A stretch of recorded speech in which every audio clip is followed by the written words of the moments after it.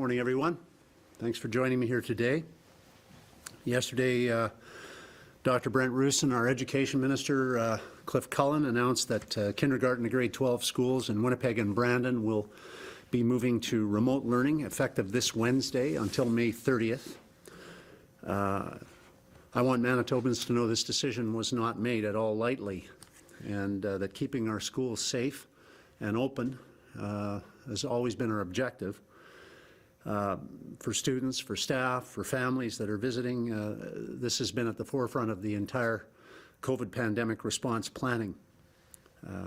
Keeping students in the environment in which they learn best, closer to their teachers, is the environment we would prefer that we could have them in to the greatest extent possible. The fact that we've been able, unlike many other jurisdictions in Canada, to keep our schools open for most of this pandemic is a testament to the hard work of a lot of people, our teachers, our school staff for sure, and to them I say a sincere thank you. Thanks for adjusting, adapting, taking on the challenges of this past year.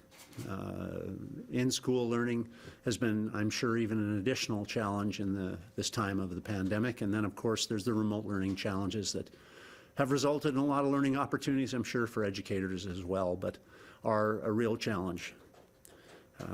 Thanks for putting the safety of our students first. I think it's important to understand in the context of where we are as a province right now as well, that proactive actions taken by this government and by the people of Manitoba have allowed us to delay this third wave significantly versus most other jurisdictions, certainly outside of the Atlantic bubble. So we delayed the third wave, but we're in the third wave. So what's the challenge now? And the challenge is simple. We have to shorten that wave. And the way we shorten that wave is we follow public health orders and we get vaccinated. Nous avons retardé l'arrivée de la troisième vague au Manitoba. Maintenant, nous devons raccourcir le temps qu'il est ici. We delayed the third wave with some of the strongest public health and enforcement measures in the country of Canada. And because of Manitobans' willingness to follow those measures. It isn't just the measures, it's the willingness of Manitobans to follow them that really matters. So thank you to Manitobans for doing that and for continuing to do that. Despite these collective efforts, we're in a race between these variants and the vaccines, and more must be done to ensure that these variants don't win, which is why on Friday, Dr. Roussin and I introduced new strict public health orders to help stop the spread of the variants and reduce the strain on our healthcare system. These measures are going to be in place for a minimum of 3 weeks, May 30th, and during this time it is crucial that Manitobans stay home as much as possible, significantly limit your close contacts, and of course get that vaccine when you have the chance, as soon as you have the chance. We need the full participation of all Manitobans in order for these public health measures to work, so we can bend our curve down, so we can get our lives back. And I say to Manitobans, and I remind Manitobans yet again, we've done this. We did a better job than virtually anywhere else in the country at bending that curve down. We can do this. Manitoba has a distinct advantage over many other jurisdictions in Canada and around the world. We have a concentration of population, community-minded people, a history of pulling together in the right direction to do things for ourselves and for others that is, I think, a noble aspect of Manitoba's history and a big benefit to us in the context of where we stand right now. We've done it before, and we can do it again too. And in the meantime, we're going to continue to work as a government side by side, as Manitobans do, to support their local small businesses, to help them do what they do best, to employ our kids and to help give us the services and the goods that we need. We rely on our businesses and they rely on us. And that mutual relationship is really important, and I value it and treasure it as a former small business person myself, as a former Chamber of Commerce president. I think it's really critical that we do everything we can to support our small businesses. That's what I want to talk to you about today. On Friday, we announced the Manitoba Pandemic Sick Leave Program. That program is going to provide financial support to our Manitoba businesses, nonprofits, charitable organizations, and others to help them cover the costs that they will incur as they support their employees during this pandemic when they need to stay home because they're ill, or when they need to go and get a test, or when they need to go and get a vaccine too. That program is the strongest such program in Canada at this time, and it is designed to provide the best possible coverage, access, and supports to our small business community. And today, I'm announcing even more supports for our small business community. First of all, I think most who are watching this know that we have provided some of the most accessible, most available funding for small businesses throughout the entire pandemic, and we plan to continue to do that as is necessary. And so today I'm announcing the 4th installment of our Manitoba Bridge Grant. And this is not a loan, as many other programs across the country are designed to be repayable. Ours is a grant, meaning that the money goes out, it does not come back in the form of a repayment from a small business. A family-owned small business would not have a bill on top of all the other possible bills that we can incur during this difficult time to the provincial government. So this is our 4th such installment, $5,000 in direct financial support to all eligible businesses, nonprofits, charities to help them bridge through this 3rd wave. We anticipate that there will be more than 12,000 businesses and organizations that have storefronts that will qualify for this support. In addition, we believe close to 3,000 home-based businesses will also benefit from this program. This will result in a total amount of grants of approximately $70 million in direct financial support. I should also mention that our programs are designed so they avoid red tape. And so eligible businesses and organizations will receive that $5,000 payment this week. We know the bills keep coming. We know that we cannot, and all of us know this, cannot possibly make up for the hardships that have devastated our country, our world, as a result of this pandemic. But what we can do is offer significant financial support to help bridge through this challenging time and get you ready to do the things you want to do as we are able, through more vaccinations and through adhering to the public health rules, as we are able to reopen in the not too distant future, we all hope. We also recognize that the announcements that we have made in terms of additional restrictions, in particular the announcement late last week, was done out of a sense of urgency without a lot of advance notice being able to be given to some businesses. And so for that, I'm not going to apologize. I'm going to say we had to act. We chose to act. We believe we did the right thing, but we also recognize that there was an impact on the operations of particularly the restaurant industry. And a belated, if I can, a belated Happy Mother's Day to everyone, but I know that some of you were looking forward to a dinner out with your close family, and that couldn't happen. And so the restaurant industry had to gear up for that possibility. It's one of their bigger days. And so because of that, today I'm announcing that bridge grant of $5,000 for restaurants won't be $5,000. It will be $7,000. And that additional $2,000 is our way of saying thank you to our restaurants for the important services they offer and want to offer, and we want to get back to your restaurants as soon as we can too.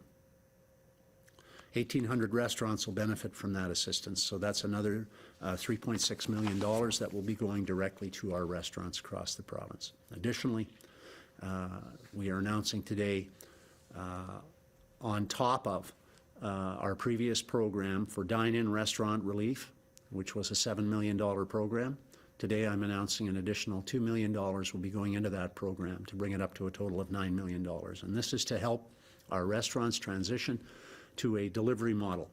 This program was first announced in late last year in December, and it's a partnership And I thank the Manitoba Chambers of Commerce and the Manitoba Restaurant and Food Services Association for their input, their advice, their decisions in terms of how this rebate program would be administered. It was designed and continues to be designed as a rebate program to help offset any additional costs related to food delivery services, whether a restaurant provides its own delivery service or it uses a third-party delivery company. We urge Manitobans to stay home as much as possible over the next few weeks. We also, at the same time, know that Manitobans need to shop and for necessities, and we encourage Manitobans to support all the businesses, the small businesses in particular, across our province right now by ordering takeout, delivery, or curbside pickup. Our government remains committed to delivering the right programs at the right time. And we've been endeavoring to focus on helping individual Manitobans and businesses get through these challenging times. We continue to expand upon what were already some of the most generous support programs per capita in the country. Our programs are broad-based, they're designed to be easily accessible, and they provide direct financial support where and when it is needed. In Budget 2021, Protecting Manitobans and Advancing Manitoba, we provided over $1 billion for this year alone for anticipated COVID-19 response, and that includes $300 million in contingency funds for future needs, such as the business supports that I'm pleased to announce today.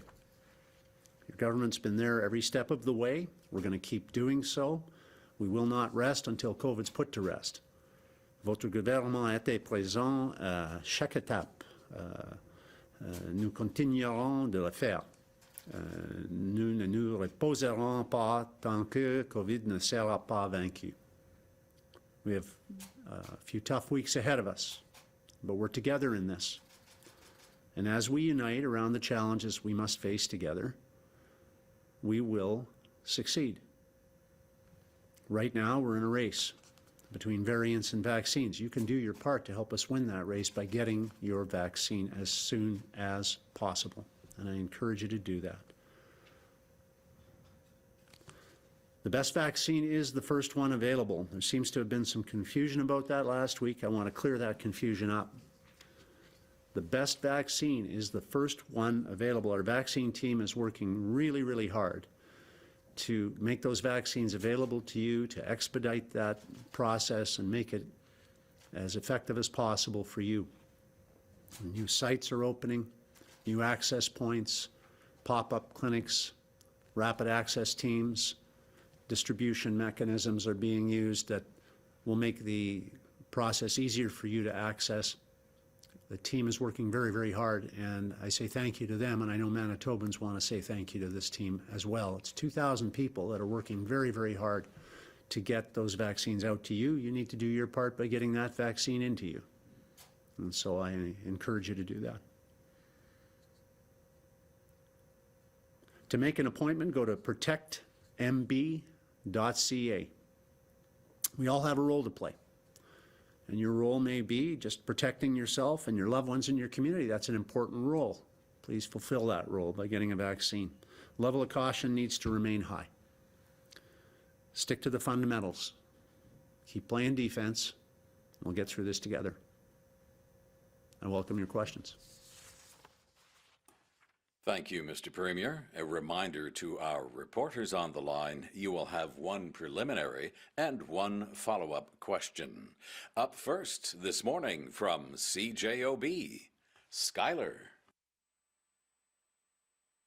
Hi, Premier. Thanks for your time again this morning. You mentioned in your opening remarks that you and Dr. Roussin delivered Manitoba's public health orders on Friday. I just find that a little bit misleading because Dr. Roussin was the only one available at 6 p.m. And I think, as a lot of folks know, that came after a long day in court talking about public health orders. So I'm just wondering why the decision was made to not have you present. I understand you did make an announcement earlier in the day, but it certainly seems like your presence would have been appreciated on Friday and then again yesterday with the school announcement. Yeah, well, I've been available over 125 times to the media since this pandemic started. I think maybe on health measures, the most important thing is that we get them out there and that people follow them. And if you think that people will follow them more readily if I'm at the announcement, then I'm happy to be there. But I think Dr. Roussin delivering that and me being responsible and accountable for the decision is a good way to go too. So, you know, we have our education minister making announcements on education. I'm happy to make announcements all the time. If you want, I'm available every week. So I'm happy to take your questions. What's your next question? Thank you for that. My next question is just about sector-specific business support. Will there be any more coming to any more industries? I know the hospitality industry also had its own little batch of funding in March. I'm thinking of fitness centers in particular. They seem to be affected by shutdowns generally around the same time as restaurants, but they haven't received any sector-specific funding yet. Is any more on the way now that we're into another round of shutdowns? Well, we've demonstrated, I think, our openness to looking at supports where needed, and we've worked with the business associations, the organizations from the get-go. So I won't dismiss it or take it off the table. We know that definitely some of the hardest hit industries that we encountered, we designed programs for them. So yeah, I wouldn't rule everything out. We've been pretty much ruling more programs in than out. From the Winnipeg Sun, Josh. Good morning, Premier. Josh Aldridge, Winnipeg Sun.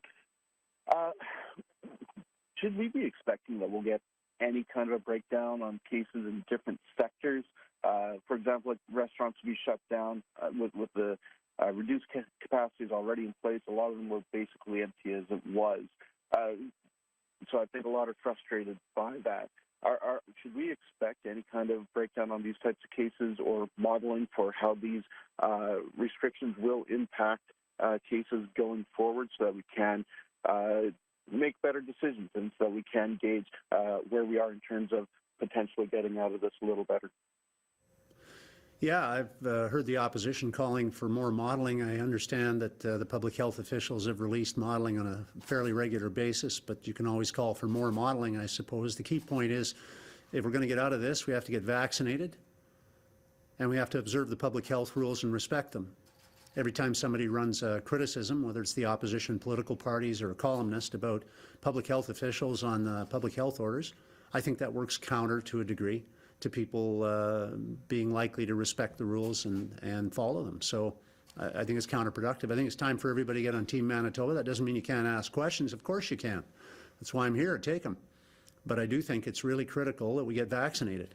And I think that the more people that do that, the better. And I also think it's really critical that those people that are ignoring the public health orders wake up and stop doing that, because that's making it worse for everybody else. I was wondering, why was there the need for a delay in announcing the school closures between Friday and Sunday? Why couldn't those announcements be made on Friday to give teachers that time to plan, to give parents that opportunity to plan?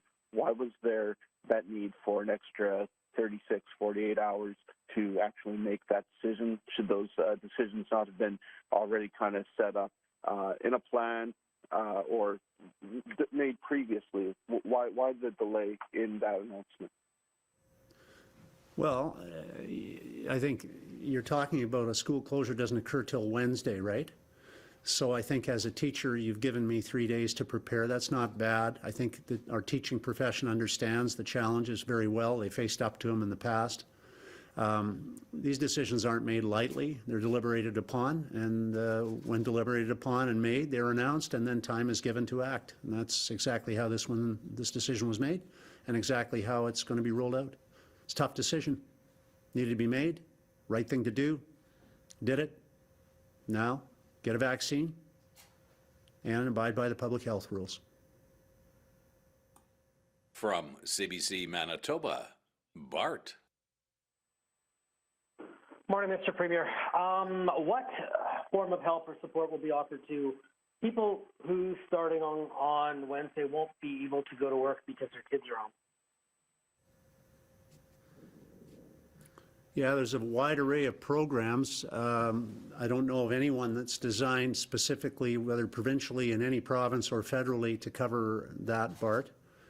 But I think I gave short shrift to your question the other day, so I'm going to use this editorial opportunity to try to address the issue you raised about shouldn't you have done things sooner, because I think it's a real fair question, and I didn't think I answered it very well. We acted, as you know, several weeks ago to introduce new restrictions when we had about 100 cases in the province.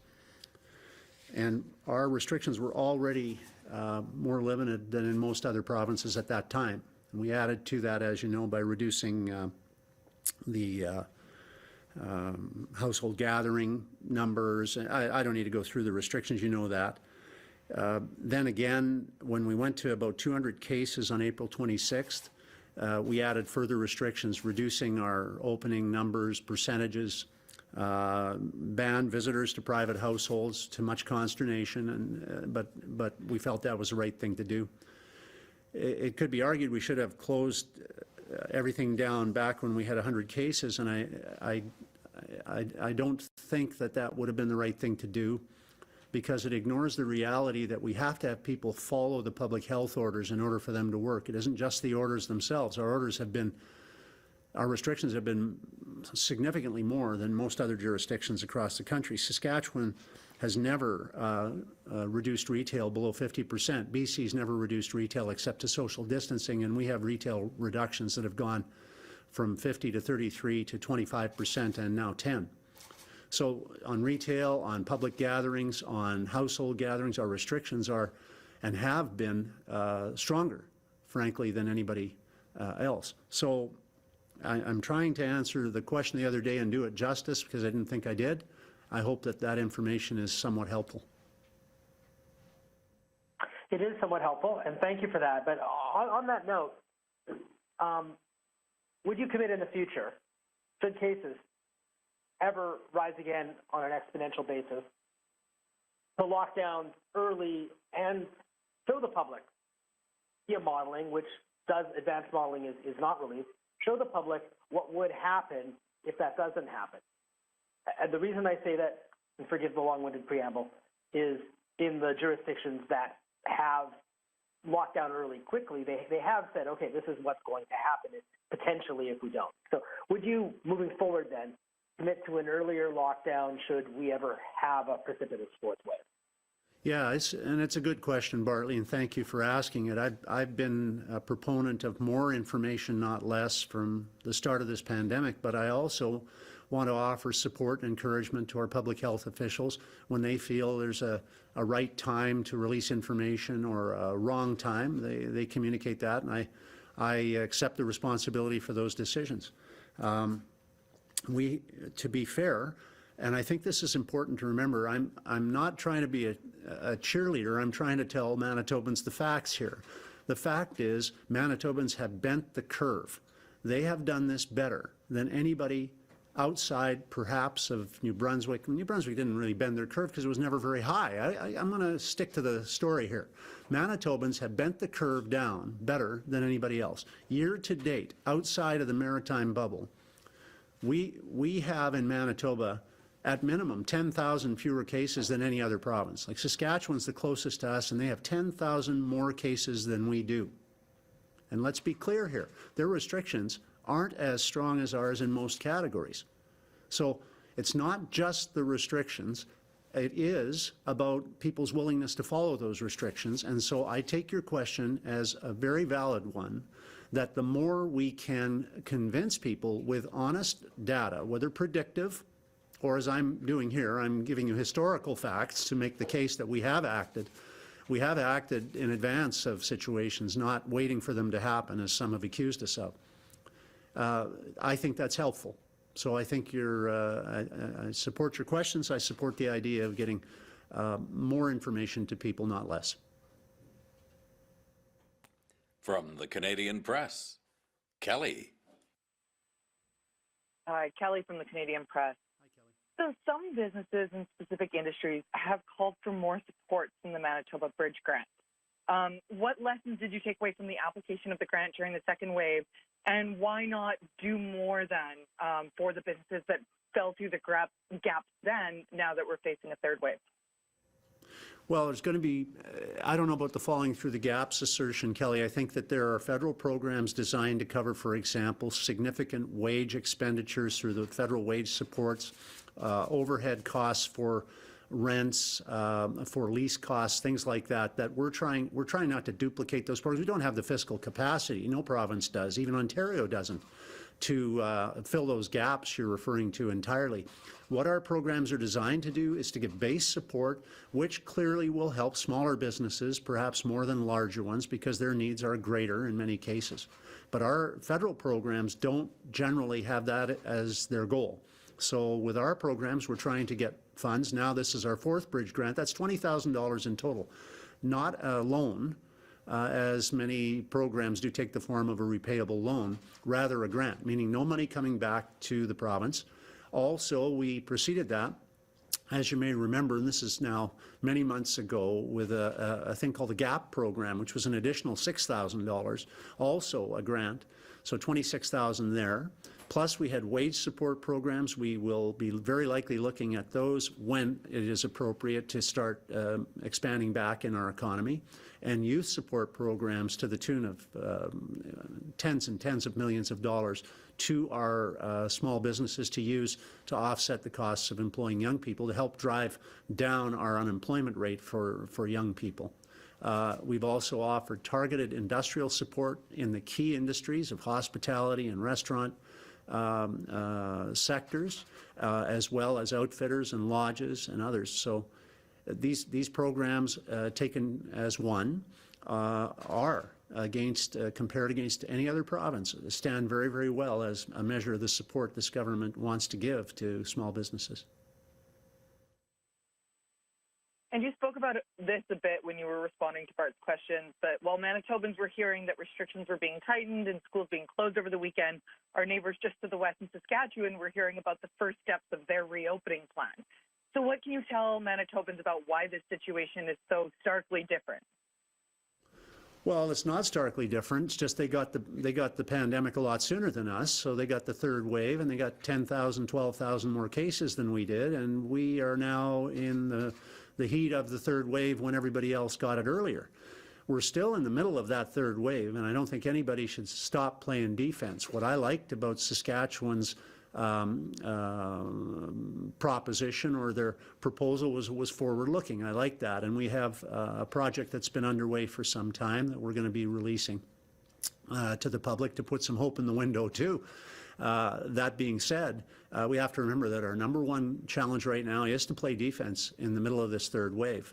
And that challenge remains in other parts of the country, and it's going to remain in Saskatchewan, Alberta, BC, Nova Scotia, Ontario, Quebec, and everywhere else for the next foreseeable while, because we don't have enough vaccines to solve this problem in the short term. So it's going to be an ongoing challenge. So I like the idea of the forward thinking. I think that's what may help motivate people to follow the public health orders. If they can see some way out of this pickle that we're all in, then I think more and more people are going to be inclined to be patient than would be the case otherwise. From CTV Winnipeg, Jeff. Oh, hi, Mr. Premier. Jeff Keel, CTV Winnipeg. Just going back to what you just said and how you answered one of Bart's questions. Seeing what happened in other provinces, and the fact that as we've said in this province, we've delayed the third wave. Do you regret not putting in these public health restrictions and the compensation for businesses 3 weeks ago, so we wouldn't be where we are today, where a lot of us who are not doctors or scientists, even the layman, predicted we would be here? So do you regret not doing it 3 weeks ago? The problem with that is two things, Jeff. One, we maintained some of the toughest restrictions in Canada while others relaxed. We limited retail, we limited gatherings. We maintained those, others let them go. BC opened up their retail entirely. We did not. Alberta, Saskatchewan, Ontario opened up far beyond us. So two things. One, we already had some of the toughest restrictions. Two, we began stiffening them up when we had 100 cases. Now, to suggest that we should shut down our economy when we have 100 cases is to suggest the only way to avoid a lockdown is to have a lockdown. And that isn't right. That wouldn't be fair. What about the 100,000 people you put out of work when you do that? What about them? What about the mental health and well-being of families and individuals across the province? So we've acted 3 weeks, more than 3 weeks ago, with measures to begin to reduce capacity for gatherings, retail, and so on and so forth, when we had 100 cases. We acted again 2 weeks ago, went further, reduced the amount of people that could get together. We eliminated gatherings. We reduced public gathering sizes and a variety of other measures. We did this when we had 200 cases. To suggest that we should have done all that a month ago when we had 100 cases is to suggest that somehow a lockdown is the best way to prevent a lockdown. I don't buy that logic. So we have a challenge in front of us now. That challenge is to work together to get vaccinated and to follow the public health orders. We do those two things. We have already bent the curve before, and I believe we can bend the curve again. Not going to be easy. It wasn't easy the last time, but it's worth it. And when we get more and more people vaccinated, the chances of COVID coming back are reduced. We need to have more people getting vaccinated. With every passing day that's happening, I see the vaccine team is now planning within 10 days to get it wide open. We're down to 35-year-olds now. That's good news.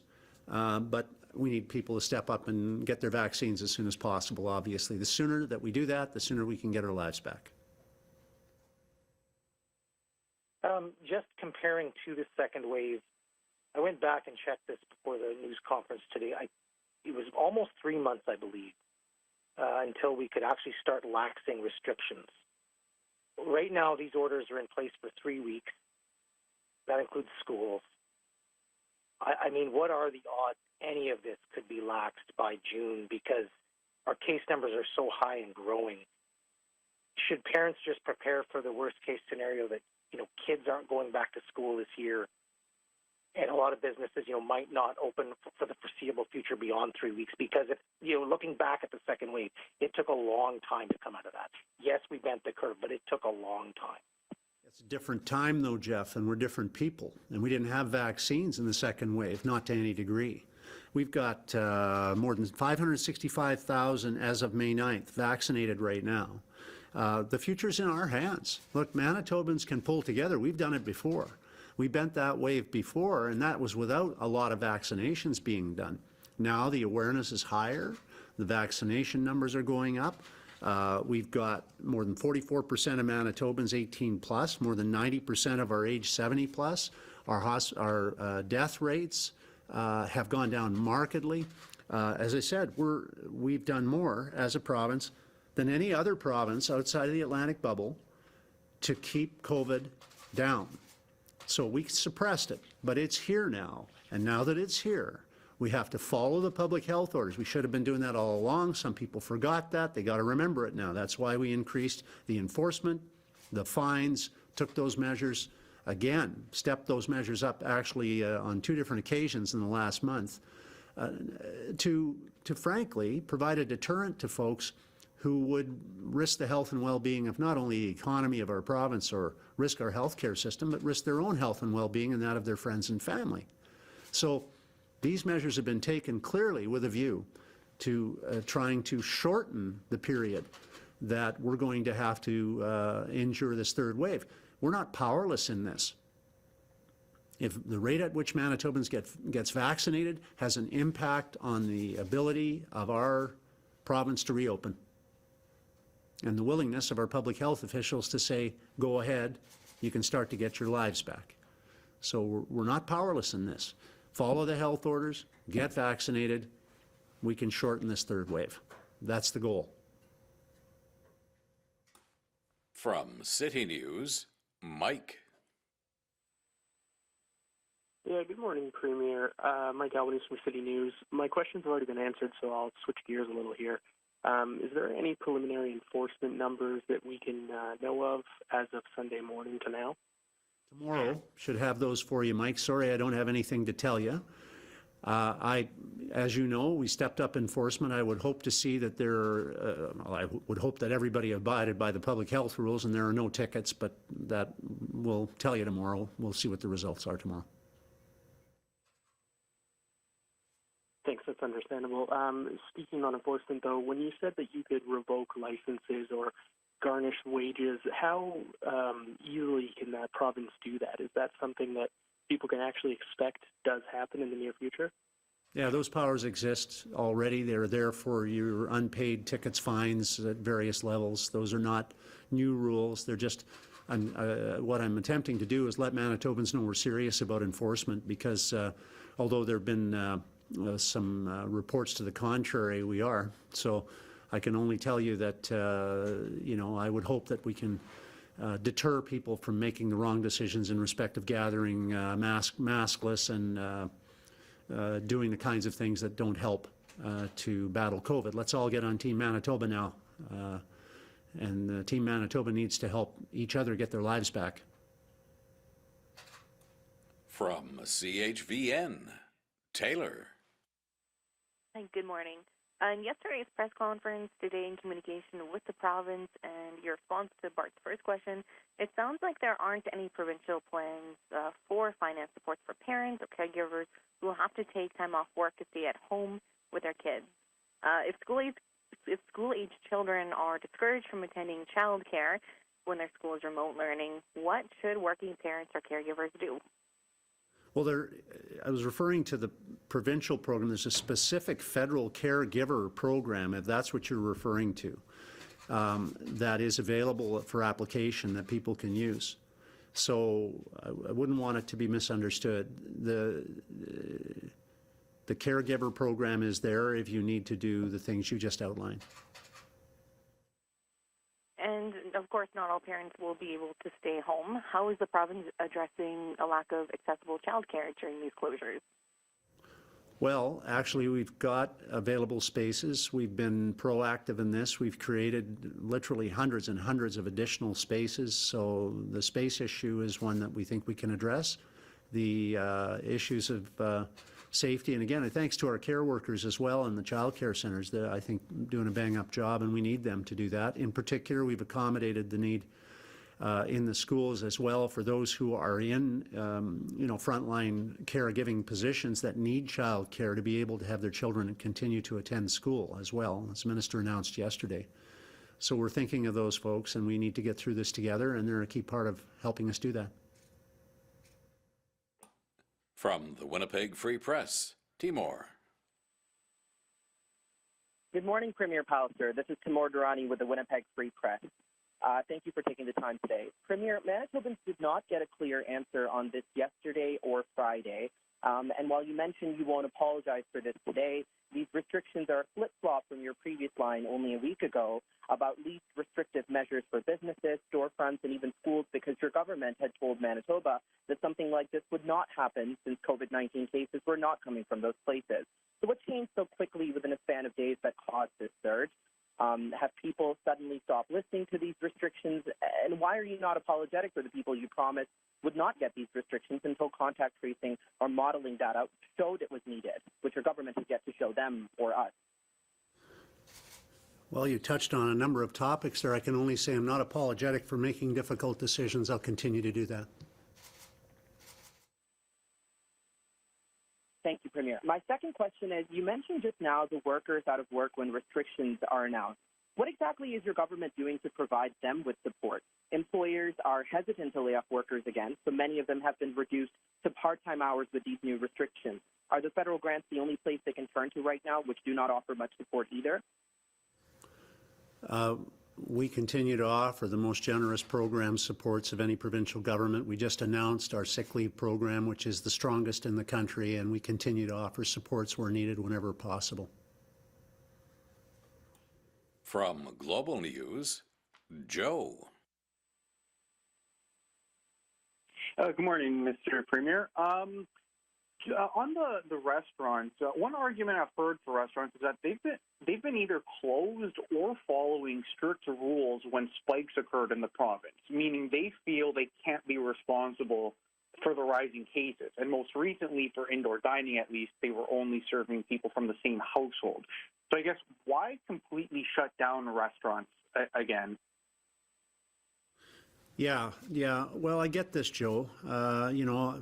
Industry groups naturally don't think their industry is the problem, and I know how hard small businesses have been working, and industry groups have been working with them to help equip them to do the best possible job of defending against COVID. I also know that what the healthcare officials are after is reduced contacts, and the way we get increased contacts is increased social activity, which we all long for and would love to not have to sacrifice in the name of fighting COVID. I understand all these things. I also understand, as do most restaurant owners, that the sooner we can get through this, if we can shorten this third wave, the better for everybody in the industry, in the population. The sooner I can get to a restaurant with my family and friends, the happier I'm going to be. And so I encourage people in the interim period, do curbside pickup, do delivery, support the restaurant industry as best you can. But our public health officials are saying reducing contacts is the way we beat COVID. So let's beat COVID together. Thank you. And just following up on one of your previous answers about Saskatchewan's roadmap to reopening, if I heard correctly, we can expect a similar reopening roadmap soon, and if so, when? Yeah, in the not too distant future, there's a couple of different programs we're researching and working on right now that I think are valid to get out there. But I would say this again, and not too distant future, a couple of weeks, I think, to answer your question. But I would re-emphasize that the critical battle in front of us is that we get everybody we can vaccinated. And I encourage all Manitobans to get vaccinated at their first opportunity. We're seeing vaccine reluctance in some quarters already. We know from other jurisdictions that are far ahead of us in terms of vaccine availability, such as the United States, that as Governor Burgum from North Dakota said, they went from a lineup to get vaccinated to having, within a few days, to have to convince people to come in and get vaccinated.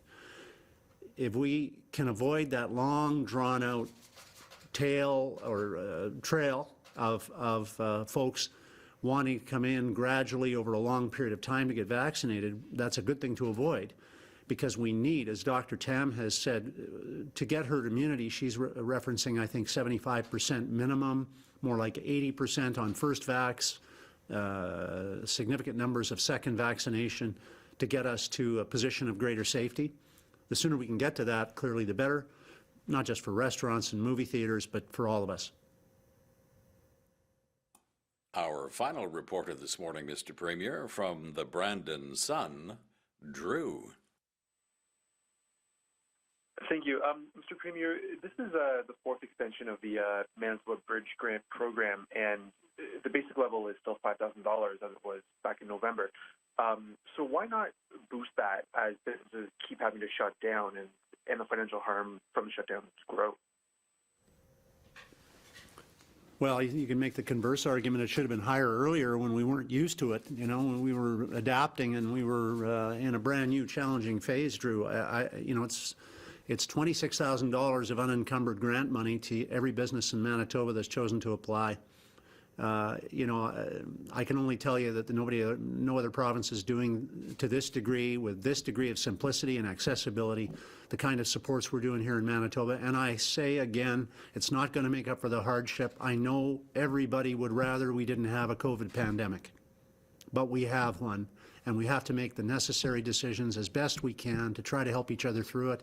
This announcement today, these announcements today, are our desire to help our small business community get through it. Okay, thank you. And just as a follow-up, you said a couple times today that the way out of this to help with lockdowns is to get vaccinated. So I'm wondering, is there a percentage of Manitobans who need to get vaccinated to lift the lockdown, or a milestone you're looking for before things can be eased? Yeah, well, that's what I'd like to see as part of the picture that we give to Manitobans so they can understand what the incentive is here. What's the United Way thermometer look like? What are we supposed to be shooting for here as a group? I want to see that as part of that predictive thing, because when you put that in the window, and several reporters have asked questions along this line today, which is central to what I believe we need to do, which is to help Manitobans understand what it is we need to do to get where we need to go, and where is it along that line that we can have dinner with our mom. Where is it along that line that we can have a couple over to our yard? Where is it along that line that we can get together with a group of friends? We need to show Manitobans that picture, because that's how we'll motivate Manitobans to get their vaccinations. And that's how we'll create a sense of hope that where people need it. So we've done better than everybody until recent days. Now we need to do better than everybody in getting through these days to come. It's not going to be easy. Manitobans aren't up for easy things, they're up for challenges, and we're up for this one too. We've done it before, we did it in tougher times. Now we have a chance to do it when we have a vaccine available. And that's a great opportunity for us to show what we're about here in Manitoba. So go Team Manitoba, go get your vaccination and follow those public health rules, and we'll get through this thing together. Thanks, everybody.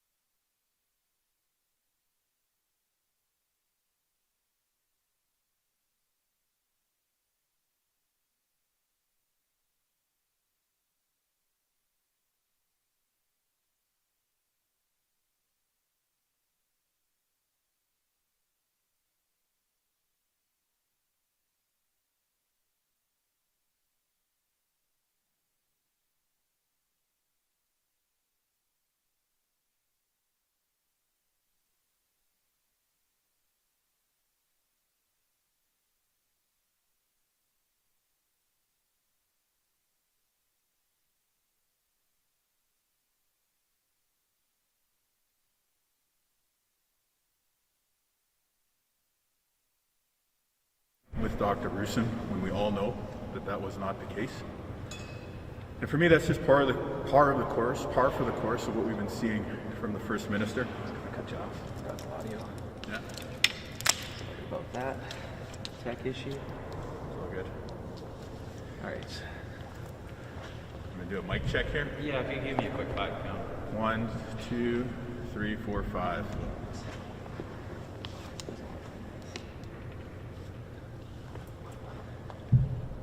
Could you give me another 5 count? Sure.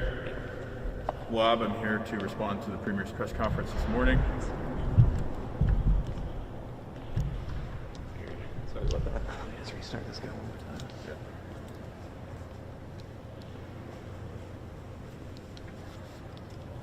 All right. We lost some Scotch tape too. Oh yeah. Let's try that one. Check 1, 2, 3, 4. 1, 2, 3, 4, 5, 6, 7, 8, 9, 10. All right, we are good to go. Good to go? You got an audio level now? Yeah, we're perfect. Okay, great. So I'll just take it again from the top, and apologies to those who already have this on their tape recorders. I'm just coming here this morning. I'm Wob Canoe, Leader of the Official Opposition. I'm here to respond to the Premier's press conference this morning. I want to begin by saying that the Premier's ability to stare straight into a camera and say things that are not true is quite unnerving. I just wanted to call out in particular his claim that he announced these new restrictions with Dr. Rusin. We all watched. We all know that that's not true. And to me, that's par for the course in terms of what we've been seeing from this government. Today's press conference was a mix of trying to deny the facts, trying to evade responsibility, and try to do a little revisionist history on what we as Manitobans have all been watching unfold for the past number of weeks. And here's why that's concerning. Here in Manitoba, we're dealing with a third wave that's been made worse because our government has not learned from the mistakes that they made in the first and second waves. And so long as the Premier and those who work with him continue to deny that they've made any mistakes, they're not going to learn. And so long as they don't learn, it's the rest of us here in Manitoba who are going to have to continue cleaning up the mess. That's what we're doing in this third wave now, as parents scramble this week to try and make arrangements for the move to remote learning, as there are many families with unanswered questions about childcare and about the economic impacts that they're going to feel once some of those folks have to stay home after the switch to remote learning. And of course, all the anxiety that business owners, small business owners, the people who work for them, felt over the past number of days. When we look at what was announced this morning, there was nothing that couldn't have been announced on Friday. If all you're going to do is deposit another bridge grant into the same bank accounts, well, why couldn't you announce that on Friday? We heard from many, many business owners over the weekend and as recently as this morning who are very, very concerned. I think that there's a need for much more financial assistance for these small businesses, even for a restaurant that may have access to both amounts announced today. It's going to be a drop in the bucket compared to the deferred payments, the loan interest, the insurance costs, you name it. You know, we're talking to business owners that are going into $30,000 of debt a month, $30,000 a month in terms of deferred payments.